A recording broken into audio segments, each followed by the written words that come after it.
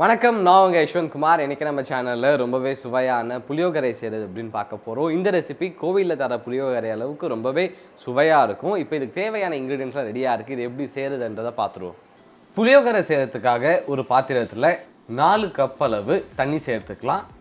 கூடவே 1 table spoon அளவு உப்பு மற்றும் 1 டேபிள் ஸ்பூன் அளவு மஞ்சள் தூளும் சேர்த்துக்கிறேன். இப்போ இந்த தண்ணி நல்லா கொதிக்கட்டும், அது வரைக்கும் நம்ம வெயிட் பண்ணுவோம்.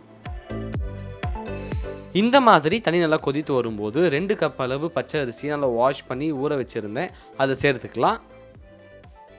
நம்ம சேர்த்துருக்க ரைஸ் நல்லா குக் ஆகி இதில் இருக்கக்கூடிய தண்ணி முழுமையாக எவாப்பரேட் ஆகிற அளவுக்கு இதை நல்லா மீடியம் ஃப்ளேம்லேயே வச்சு குக் பண்ணிக்கோங்க.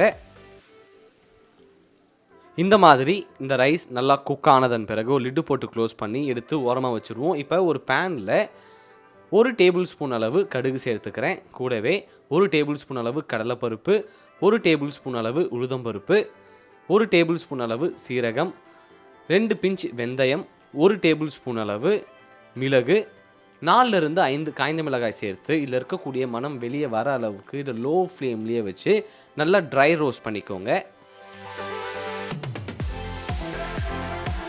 நான் சொன்ன மாதிரியே இது நல்லா ட்ரை ரோஸ்ட் ஆகிடுச்சு. இதோடைய சூடு முழுமையாக குறைந்ததன் பிறகு இதை நல்லா ஃபைன் பவுடராக அரைச்சி எடுத்துக்கலாம்.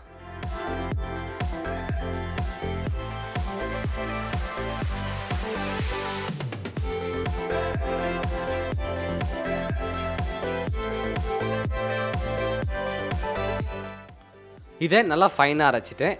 இந்த அளவுக்கு நல்லா அரைத்ததன் பிறகு இதை எடுத்து ஓரமாக வச்சுருங்க.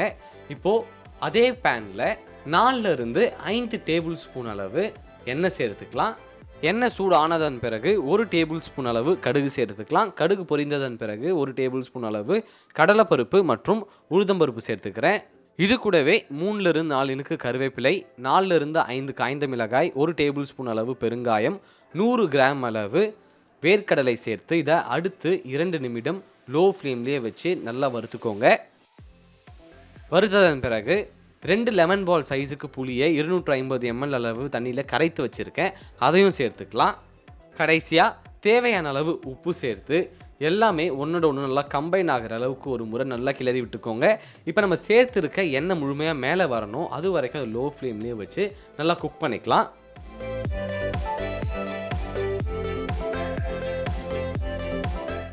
இந்த மாதிரி எண்ணெய் முழுமையாக மேலே வந்ததன் பிறகு இதை எடுத்து நம்ம வேக வைத்திருந்த அரிசியில் சேர்த்துப்போம்.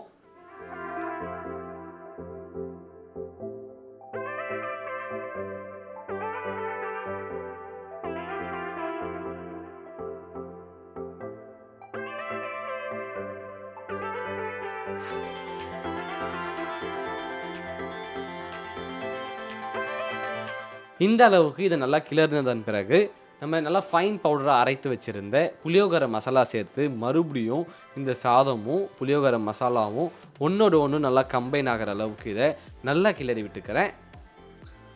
அவ்வளோதான், ரொம்பவே சுவையான சுலபமான புளியோகரை ரெடி ஆகிடுச்சு. இதை எடுத்து அழகாக ஒரு பவுலில் போர்ஷன் பண்ணிக்கலாம்.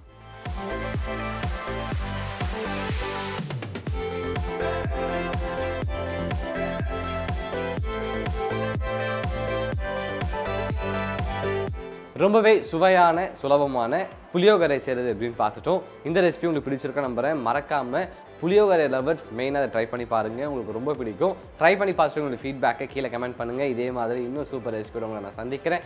Until then, bye from Yeshwanth.